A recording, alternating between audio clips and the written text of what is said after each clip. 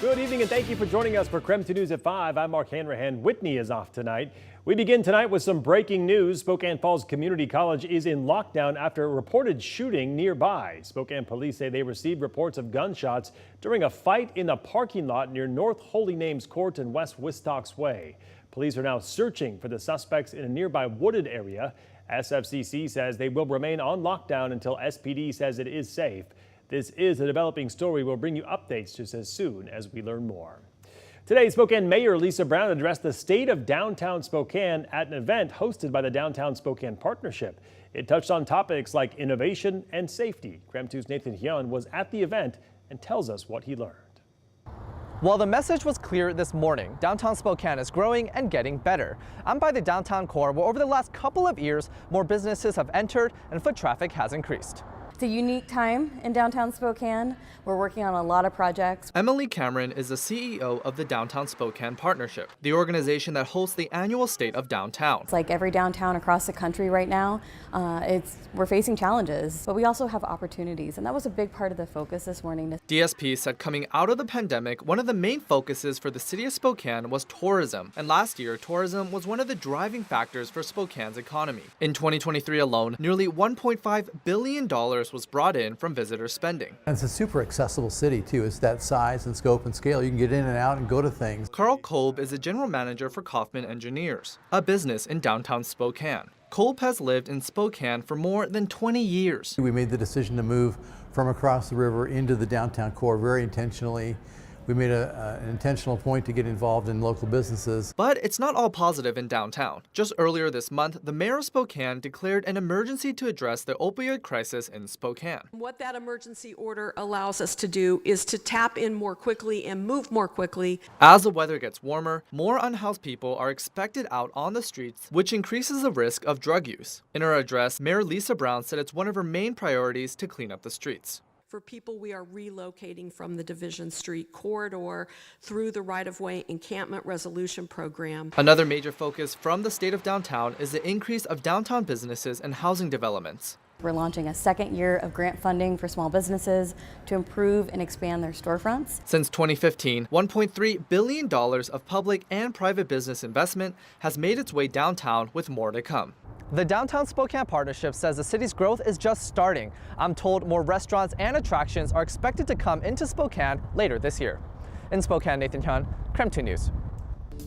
Our other top story tonight, the windy forecast. Strong winds return to the region, elevating our fire risks. Let's get right over to Chief Meteorologist Jeremy Legoo. Jeremy, we've made it to Friday. It's not going to be a super nice weekend, but not terrible, right? Not terrible is a great way to put it, because overall it does look like we are about 10 degrees cooler than today. And overall it does look like we have the chance of moisture, and we do hang on to the wind, but it's not terrible. Today we topped out in the 70s, wind sustained out of the west at 18 miles per hour, gusting into the 20s.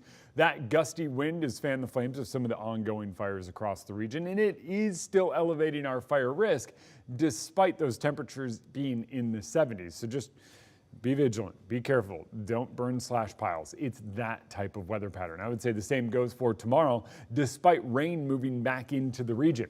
We've got a frontal boundary, rain already moving into the west side, and eventually that is going to make its way toward us. I think our first round of showers starts early tomorrow morning.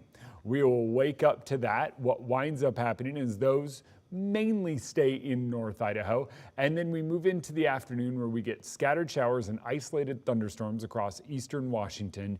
Most of those are up in the mountains and in northeast Washington.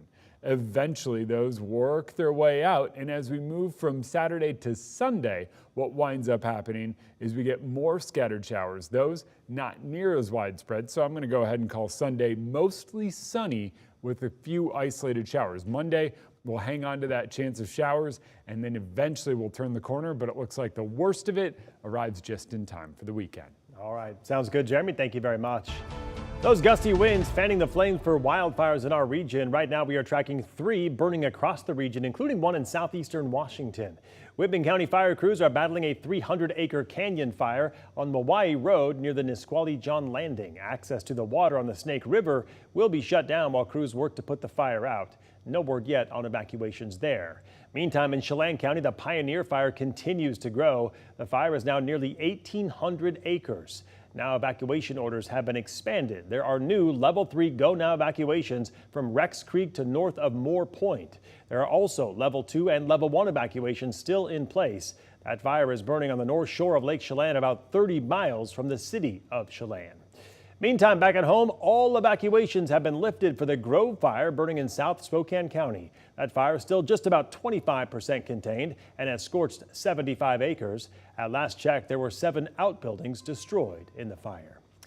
In tonight's other top stories, George Nethercutt, former House Representative for Eastern Washington, has died. He was 79 years old. Nethercutt, a Spokane native, was a Republican and won the 1994 election against Tom Foley, who was Speaker of the House at the time.